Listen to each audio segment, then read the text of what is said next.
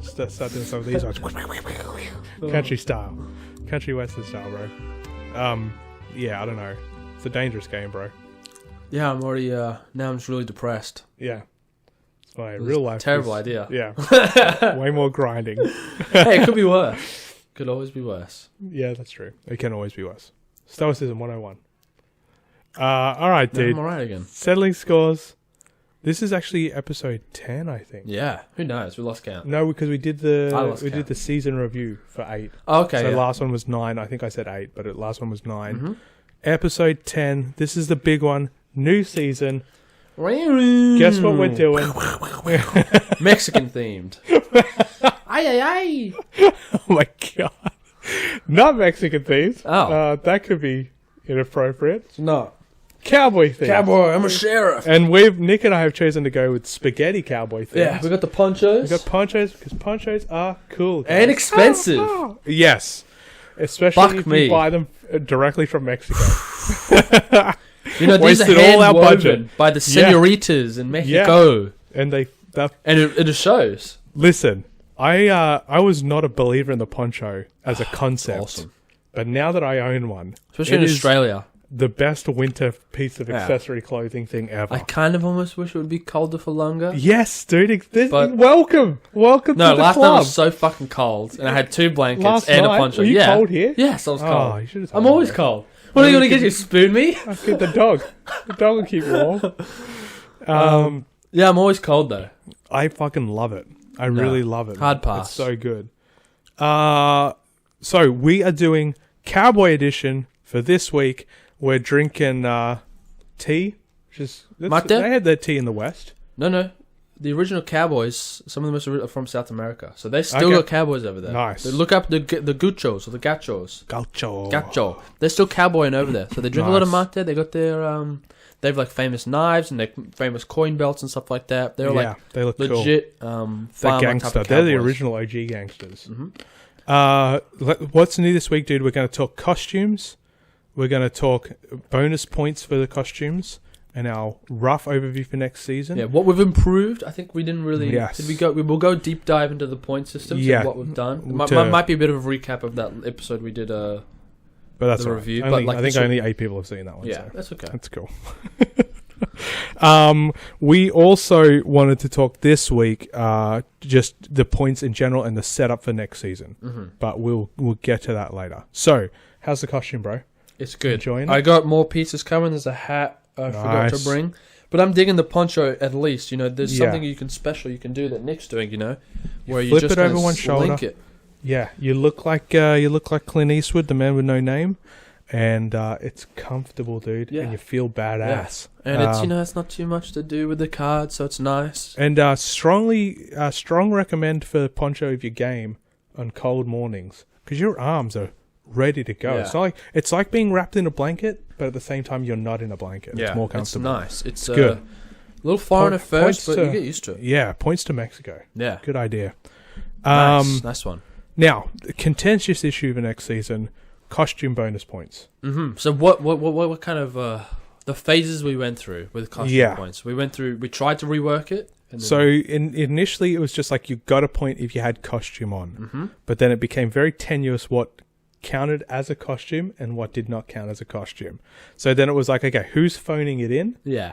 And do we need to revisit the thing? So then it was you get a point for every piece of costume. Half a point. Half a point. Half a point. Which then quickly didn't make sense because then you could wear 15 pieces of costume. I got 400 shirts on, guys. I got 20 rings. They all count as individual. So I think we just put it back to hard cap. We needed a cap. We needed to cap that. So like you get a point for wearing your costume, but everyone needs to be unanimous and be like that counts. You know? Yeah, but then that's contentious. I feel like I've floated this before, but it's not popular. Half a point for each item up to 4 items. Any more than 4, it's diminishing returns. I rebuttal. I think if you can get the group table consensus that this qualifies as a costume, then you're a poncho qualifies. Maybe we should have a budget base. That's why I got the badge. So I was like, it's not just a poncho. I got the sheriff. Yeah, that's true. You can have a hat as well. That's three items. Yeah. Because like there was definitely a few times last season where it's just like I haven't a won jacket. $50 million yet, in case you wondered. So, No, neither have I. The more punches I have to buy. This is one deck. I'm wearing one deck of cards right now, unfortunately. But yeah, so bonus points for the costumes. That's how we measure things now. I'm going shopping. This is going to cost me a deck and a half. Yeah, dude. So yeah, it is what it is. Yeah. But there was a little bit of contention. Yeah, well, I think there. we'll be a little more harder on like what really kind of vocalize what counts as a costume. But it is fucking fun to see everybody in costume. I got to get some guns. Yes, I want toy guns as well. That'll just be fun to shoot at people. I want the Nerf gun so we could just fucking quick draw and shoot other people. It'd be great. But yeah, definitely, it's definitely fun to see it. I think it really gets everybody in the mood to play when everyone's dressed up. I know it seems a little like Duro, like it doesn't really matter, but it kind of does. It's just because we're here week in, week out, so it's nice to kind of spruce up the week a little bit. And it also like it's something to like when you're getting the clothes on. You're like, oh yeah, it's card time. It's game time. I'm fucking excited now. Yeah. This is my physical manifestation of the fact that I'm excited to throw down in a second. Okay, dude, let's get into the regular segments and then we'll hit on next season and what we got planned. Our last legend of the week, Nick. What do we got, buddy? We got Gnostro, voice of Crags, a 1, a blue, red, and white, kind of weird colors. Yeah, legendary creature.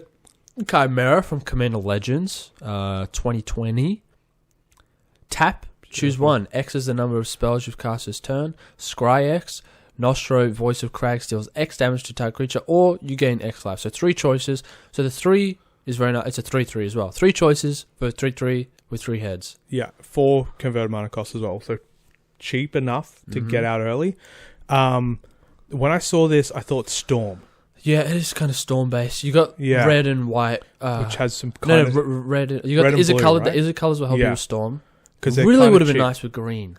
It really would have been nice with green. Well, because also green's got some good storm as well. Oh, true. I didn't even think about that. If you're running like a lot of cantrips, this guy becomes very handy, and it's a tap ability. So like really if you can is get kind of a storm commander, Well, if you can untap him, you can do this multiple times a turn. The blue will help with that. Yeah, so like you could potentially scry 4, deal 4 damage. Like let's just say you can untap him once. That's 2 things, but you can then do that every turn. Yeah. So if you've got like Intruder Alarm or something like that out, you really have the potential to like be just untapping him, doing this 2 or 3 times on each player's turn. Yeah. Which is kind of pretty huge at that point. Yeah. And then with a cantrip based deck, if you've got a lot of the blue ones that can bounce stuff from your graveyard back to your hand, and you got like a lot of the like cheap white, like draw a card and gain 2 life or something like that, then you can just have it kind of build up out of nowhere. Obviously, what's the dwarf Torbrand? Getting a few cards like that out of the field where it can really add up damage because it's technically a red source of damage for the second ability. You could do some fun things with him. Yeah. Only 149 decks. Yeah. You're never probably going to use Gain X Life until you're on your last legs, but it's not situationally could be handy. The fact that you have 3 options kind of makes it a bit more funner. Yeah. And, and the scry, like if you can cast a spell while it's on the stack, tap this to scry, get the right thing to the top, and then draw it, kind of thing. Like there's definitely potential. I know for a fact in Commander Legend there's some scry draws. So like for how many you scry you draw that many. Okay, yeah. So you can try to get into some draw. I think so. Here's the thing: what would make this card instantly so much better? Draw X instead of scry X. Yeah, that would just put this card through the roof. Yeah, that's true. That would really make it. Is there an artifact that lets you draw for each scry you do? I know you just mentioned it with. There are some creatures that do it. Some blue ones in Commander Legends. I got to find. So I guess that might have to be a cornerstone. Yeah. So, but having the text read draw X instead of scry X would obviously just kind of really. And this is like key point for Gnostro. I think that sets him apart from the other commanders that we've been looking at recently. Is that there's nothing on here that makes you want to kill him instantly. Yeah. He doesn't seem like he's that big of a deal. Yeah. And it's kind of like, in the moment, it's like, well, they haven't got any spells of cast, so he's not really doing anything. He's not doing anything. Yeah. But like at the same time, like I guess some people might look at it as negative. Like maybe, you can do 3 damage if you've cast 3 spells, which doesn't sound like a lot. Yeah. But at certain times and stuff like that, it can really come in clutch and kind of send you home. Especially like if you got like a Blasphemous Act that you can cast real cheap, and then like a copy. Like you can put that Teach by Example and stuff in there. So for 5 mana or 3 mana, you're casting 2 spells, doubling Blasphemous Act, and then tapping this guy to do an extra 3. Yeah. Like he can kind of do some fun stuff in the right situation. Yeah. So you definitely need to fill that hand up though. Yeah. As quickly as you can. You need some good card draw. Yeah. Segment, Sun Tzu Says. Convince your enemy that he'll gain very little to attack by attacking you. This will diminish his enthusiasm. This is 101, bro. Don't do it. Listen, I'll help you later. Yeah. I'm weak. Yeah. Just do whatever you got. Say what are you going to say? Yeah. Get out of trouble. Get yourself out of jail. Yeah. I guess if they have if they have like a 30-30 somehow, or a big boy on the field, and they have equal opportunity to attack everyone, I think we've tried it before, but just at least plead for a dice roll. Like, let the dice decide.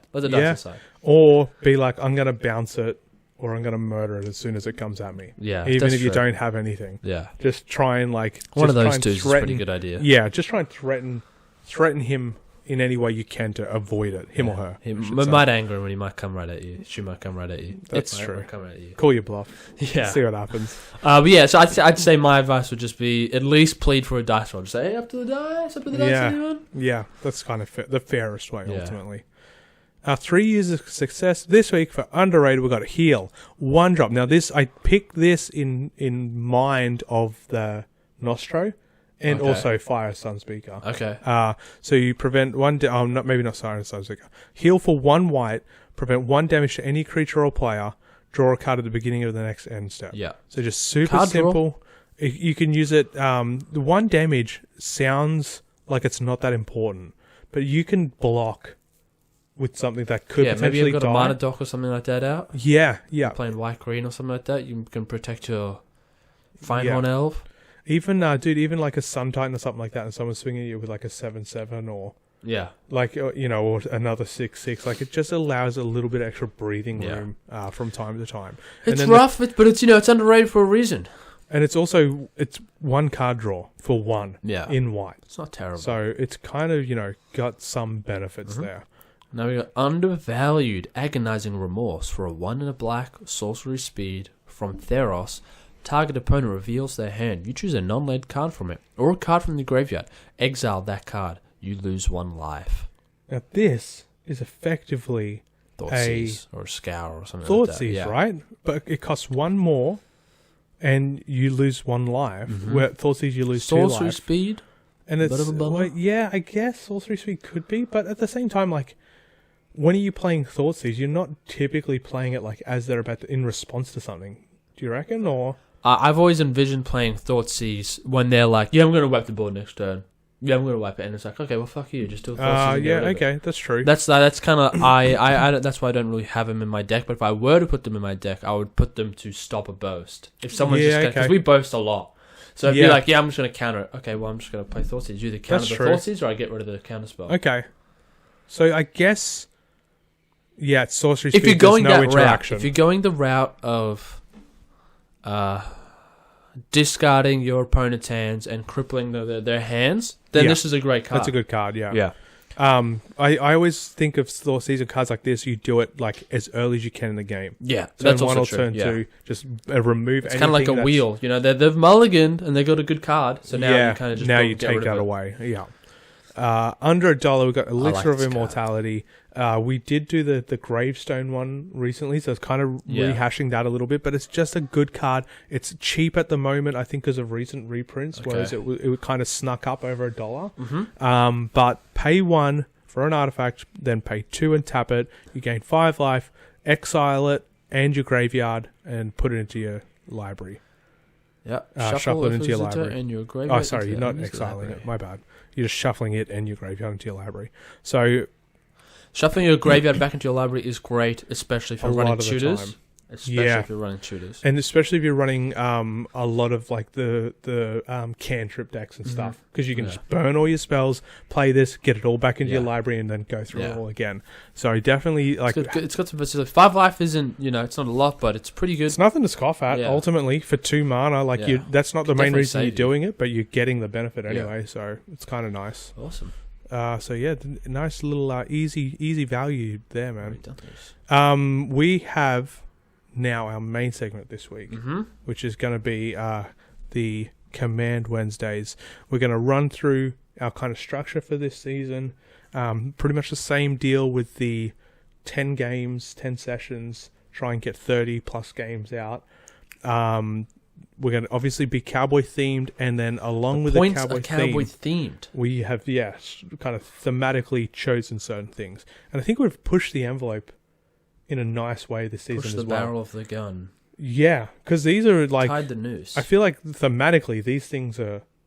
Some of them are a lot of fun. This is our best points looking. And kudos to Brian and Fabian for actually helping out with the... I think we saw the impact of the points and everyone was like, hey, let's get on board. Yes, which is nice, which is what we wanted ultimately. So, same as last season, we'll start with -1 point per game for the bully, attack the person in last place. So now we're changing this, though, to 1 per night. 1 per night. So it's just a 1 point deduction for targeting the lowest person. Because playing it every game, losing a point every game, and then trying to work out who's coming last halfway through a night becomes too tedious. So we're kind of cutting our losses there a little bit. Nick, Wombo combo. Wombo combo, which we've always had this for a while. Kill multiple people through infinite combo. We've talked about infinite combos. Not much to say. Just punishing that. If you're going to win off it, we've talked about this a lot. Yeah.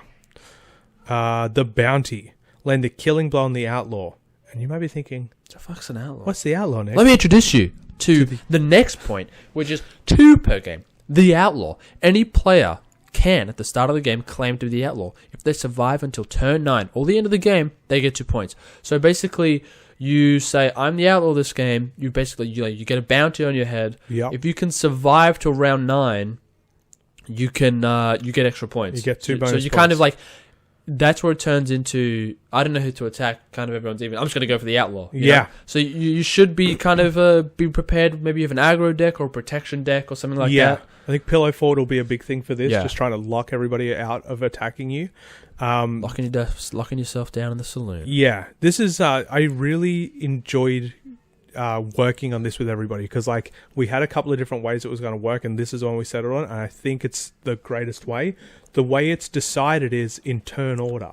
So once you've seen your cards, you can claim to be the outlaw. If you don't claim it, it goes to the next person in turn order, and it's basically like priority. You're passing it around until somebody chooses it. If nobody chooses it, it's not taken, and then that's it. Fun. So, it's kind of high risk, high reward. Yeah, absolutely. And if you can just stay in there, hang in there, dude, and it even come third, you're still going to be picking up 4 points of the game, which is pretty huge.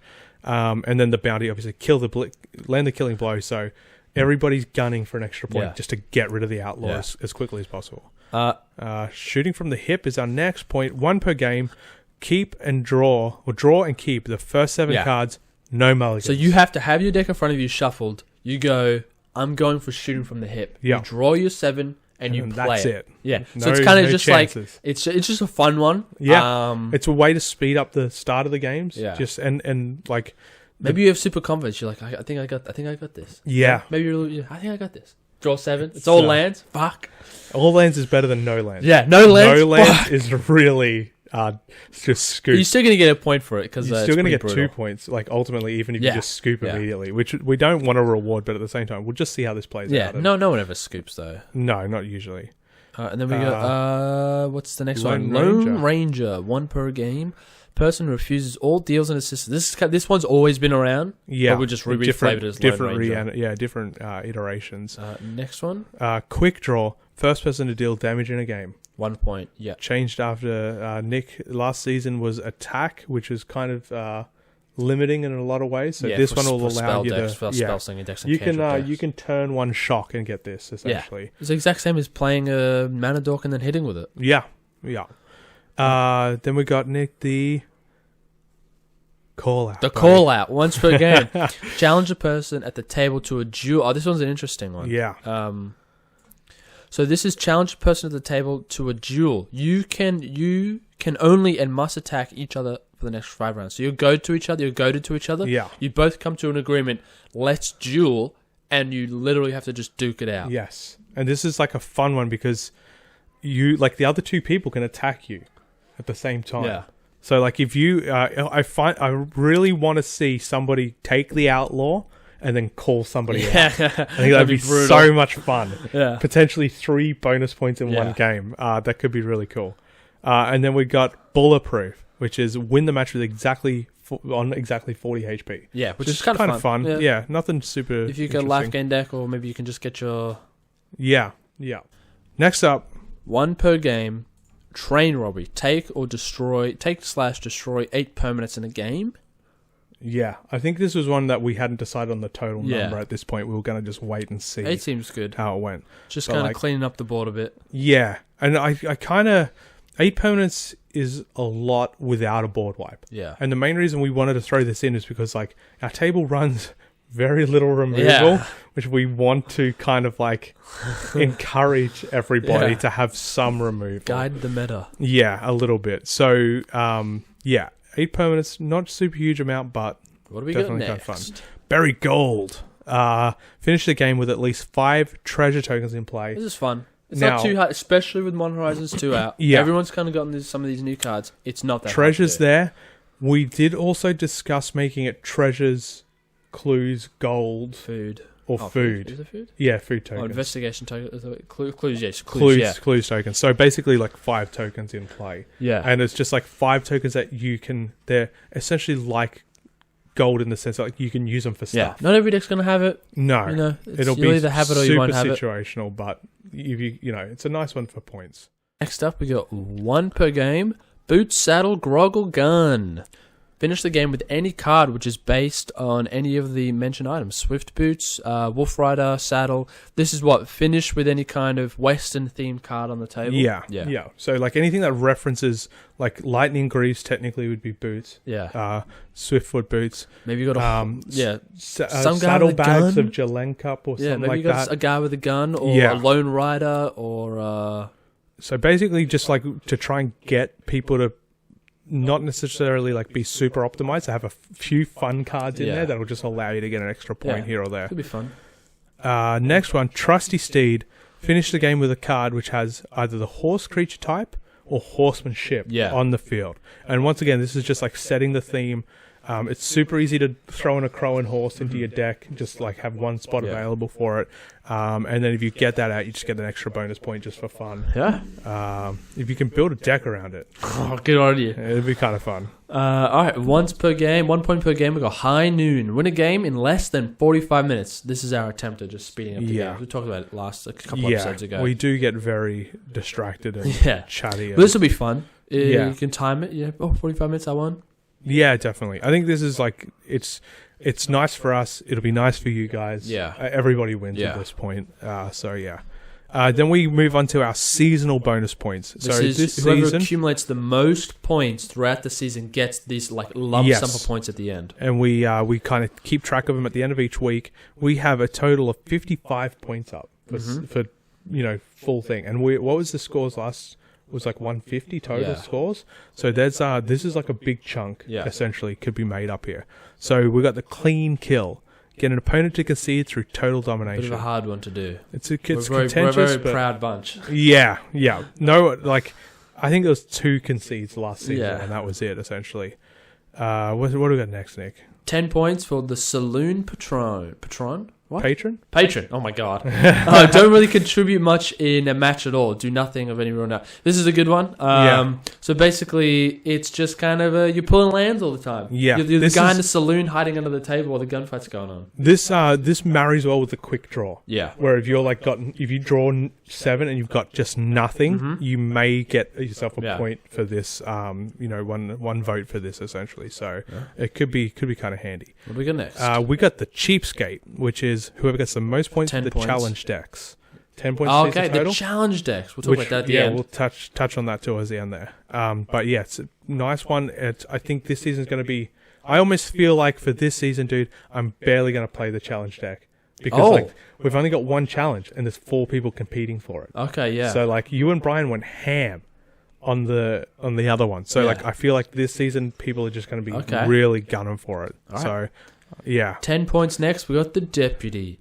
Best and fairest of the night. This is a good one. Yeah. It's going to encourage a bit like of sportsmanship. We've actually gone against our rules of having something that has to be voted on, and that's up to judgment. You know? We want everything to be either you have it or you don't. But this should be like the person who's pretty much the least saltiest of the night, or the person who's pretty much the fairest of the night. Yeah, and like sportsmanship wise as well. Yeah. Like person who's willing to try and help out.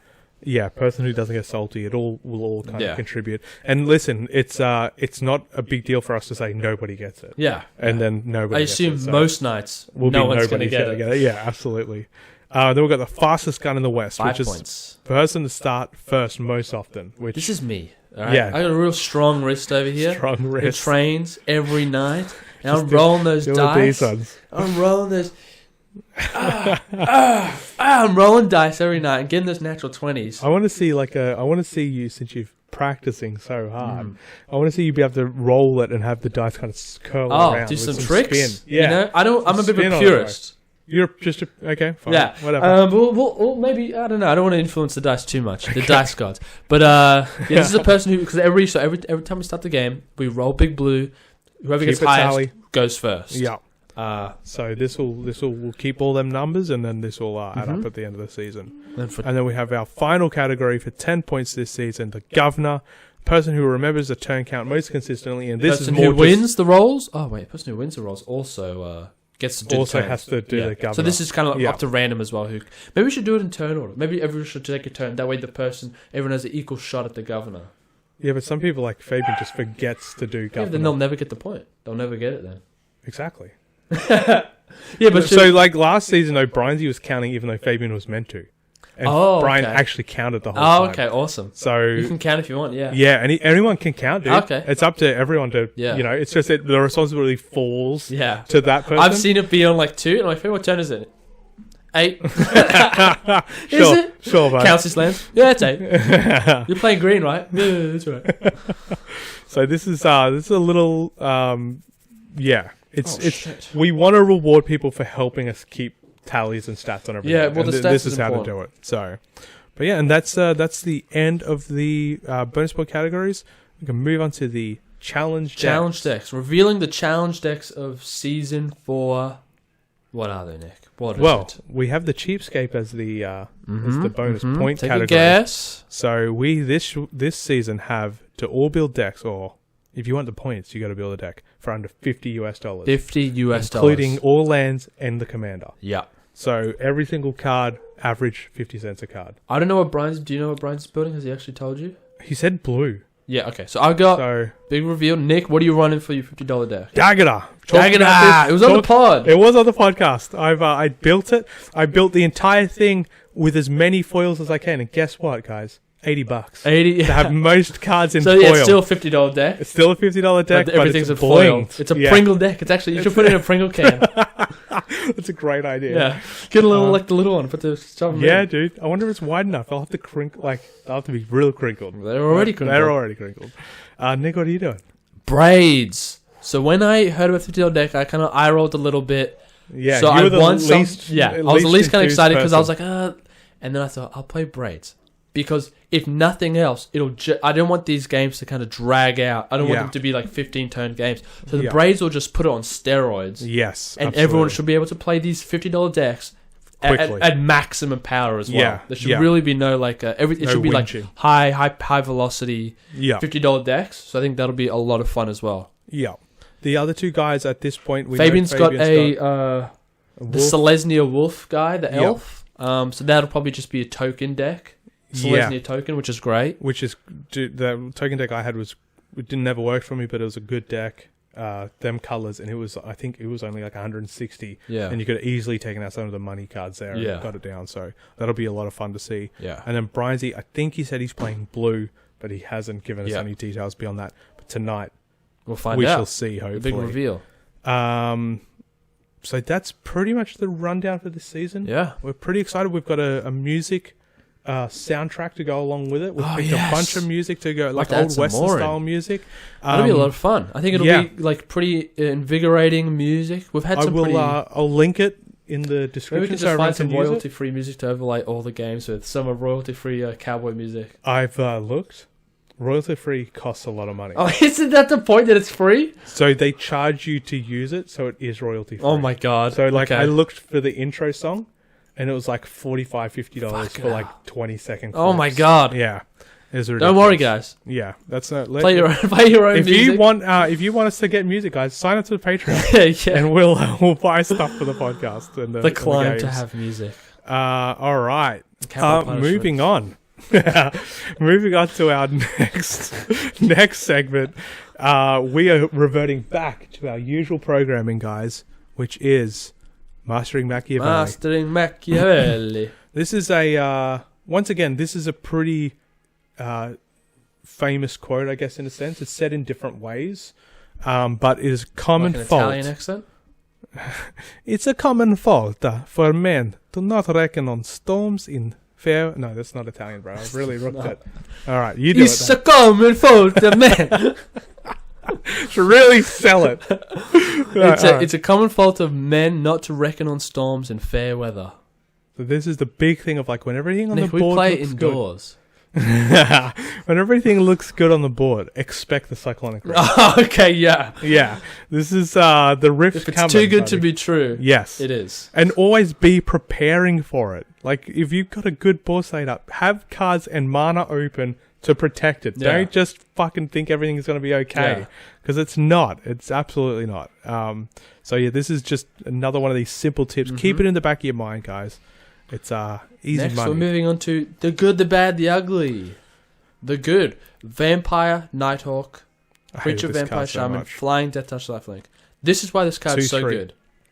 Flying, Death Touch. That's it. Lifelink. Flying and Death Touch. It's and lifelink. Okay. You're getting like most of the decks with black want life gain. Yeah. So even if you're running a 3-color deck, you have no lifelink. The Flying Death Touch just protects your board though. It's going to stay around until turn 10. When someone has a 20/20, they still can't swing it at you. They give a flying, they still can't swing it at you because you'll just kill it. This when this card came out back in the day, in like 2013, it was so hard to deal with. Yeah. Like it was just one of them. Because 3 mana gets it out of the way of shocks as well. So exactly, and that was the big thing. Is like shock was in the rotation, yeah. but you couldn't use it on it. It was a really there was murder in that set, but generally, if you were playing black, you had the murders, and if you weren't playing black, good luck. But yeah, this is just like value, dude. You get it's a 2/3 for 3, which like might not seem super great. If you added flying to that, typically that would be enough for like a white card. Do you know what I mean? And then add lifelink and death touch to it, and all of a sudden you've just got like a little nuclear deterrent that you can swing with that people aren't going to want to block. You can block with when people don't want to attack. There's another it really does good one. Everything. There's another green spider, something recluse with reach. Yeah, it has reach and death touch. So it's effectively the same thing. Kind of same thing. Yeah. Chuck a couple of these in your decks, guys. 1 or 2 mana things that have death touch. Yeah. They're nuclear deterrents. They're like it's like having an amazing wall. It's just it's not going to get through. And unless they have first strike or double strike, which is situational most of the time, it's not going to affect you at all. So, all right, moving on to our bad card, Time Elemental, 2 and a blue creature elemental. It's a 0/2, and it says when Time Elemental attacks or blocks at the end of combat, sacrifice it, and it deals 5 damage to you, which is just like what? And then you can pay 4 and tap it to return target permanent that isn't enchanted to its owner's hand. That's a lot to pay. That's a lot. This is a rare from Planescape. I like the art though. It's really trippy. The art's great, yeah. Listen, I don't have any problem with the art. Mechanically, this is a piece of shit. Yeah. Like, if it attacks or blocks, so even if you use it as a chump blocker, it's going to deal, you got to sack it, and it's going to deal 5 damage to you. Yeah. It costs 3 to play. So there's no power as well. Yeah, and then pay 4 and tap it to return a target permanent. Unsummon is 1. Yeah. And it doesn't have any tap. And then you could even worse, you could run a really inefficient unsummon for 3 mana and still would be better. There's so many unsummon effects, like the Hubris one. There's literally so many of them that cost 2 that are really good. So why you'd want to pay double that on a body is beyond me. Yeah.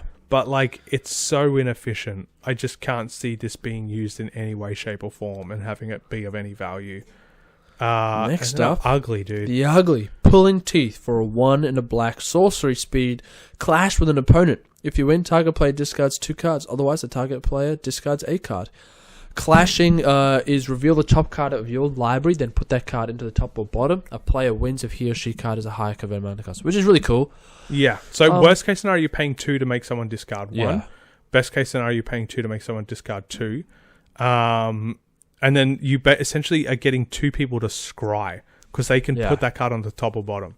So it's kind of like clashing's an interesting mechanic. Yeah, but the reason it's here is because the ugly. Because the art is awesome. Yeah, it's really fun, and it's like thematically pulling teeth kind of makes sense. Yeah. Like you're fucking So it's a great fun little card. Yeah, it's got the little veins in the gums. Yeah, dude, the teeth they're worse than mine. That's saying a lot, bro. And yeah, that's a weird looking mouth. Awesome. I don't know what's going on there, but jeez. And that's dude, I think we've crushed another episode in like 40 minutes. Nice. So we are just killing it today. As always, guys, if you've got any suggestions, feedback, send it to us. If you're still watching, we appreciate it. Hit us up on Twitch at Settling Scores. We'll be live Wednesday night, 6:30 p.m. Australian Eastern Standard Time. Twitter, Settling Score. Yeah, and yeah, on the YouTube, just comment. I'll always reply within a couple of hours usually. So get involved. Night or day, we will be there for you. Time after time. And that's all she wrote, guys. Awesome, guys. See you guys hope you're later. looking forward to the season. And yeah, we'll catch you later.